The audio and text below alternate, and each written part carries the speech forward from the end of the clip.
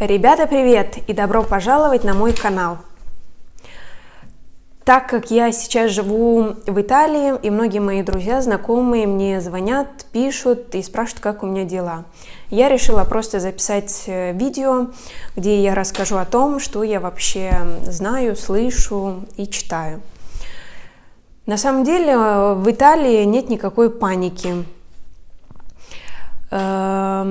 По крайней мере, в городе, где я живу. Я живу в городе Форли. Данный город находится в регионе Эмилия-Романья. И данный регион является вторым по числу зараженных коронавирусом. Я, кстати, не знала об этом. Я узнала только, когда готовилась. И я видела только панику. Это было где-то в конце февраля. Где-то 25-26 февраля, когда люди только узнали, что вот в Италии большое количество людей, зараженных данным вирусом. Я помню, даже когда пошла в магазин, в супермаркет, то там было так много людей, что я туда зашла и просто вышла. Не стала находиться там, потому что было очень жарко, и люди покупали много всего и большими количествами, что я подумала, что этого не стоит стоять и ждать. Но потом как-то все успокоилось, в магазинах у нас все есть, продуктов хватает, и туалетной бумаги тоже хватает. Вот. Например, в первые дни карантина, официальный карантин объявили где-то 11 марта.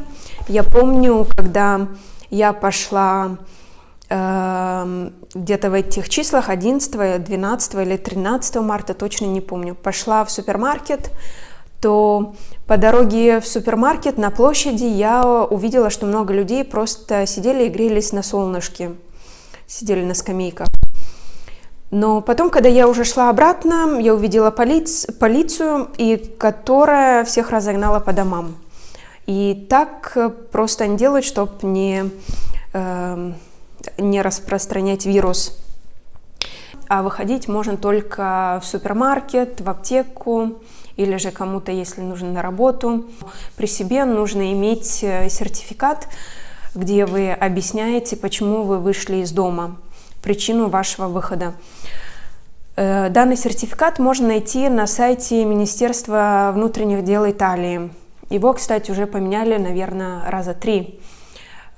Поэтому нужно всегда следить и распечатывать новую форму данного сертификата.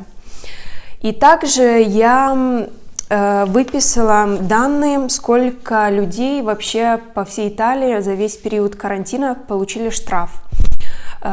Эти данные я брала из проверенных сайтов, из официальных сайтов.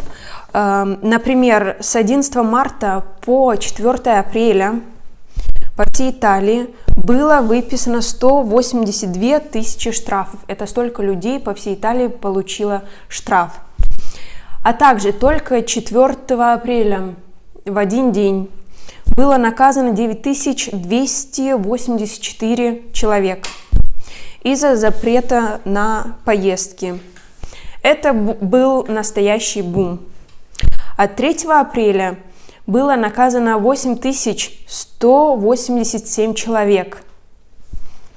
Также 173 владельцев бизнеса получили штраф, и 27 владельцев бизнеса, возможно, им грозит приостановление их бизнеса. И что меня тоже удивило, что в магазинах нельзя купить некоторые товары. Например, товары, которые не являются товарами первой необходимости. Например, в магазинах вы не можете купить носки, так как они не являются товарами первой необходимости. Или же, если нужно пересадить цветы, вам нужно купить горшочек для цветка, и магазин открыт, и у них есть этот горшок для цветка, то вы его купить не можете. нужно заказывать онлайн. Например, онлайн, если вы заказываете, то эта служба очень хорошо работает. Например, вы можете заказать что-то из Амазона, закажете сегодня, и практически уже на следующий день или через 2 дня вам уже привезут то, что вы заказали. Но также хотелось бы сказать о положительных изменениях во время карантина. Например, экология очистилась. В каналах Венеции появились лебеди и дельфины.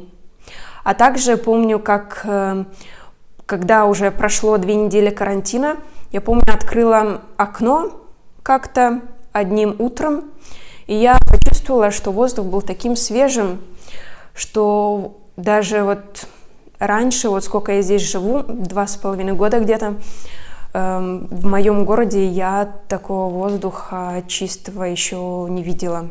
Это вот было первый раз за все это время. И воздух был таким чистым. Вот я, наверное, дышала таким воздухом только в горах или же в Исландии. Здесь такого воздуха не было. Это, конечно, положительные изменения во время карантина. И надеюсь, что данный карантин поможет победить данный вирус и что будет меньше зараженных. А вам я желаю здоровья, будьте здоровы, не болейте и до свидания.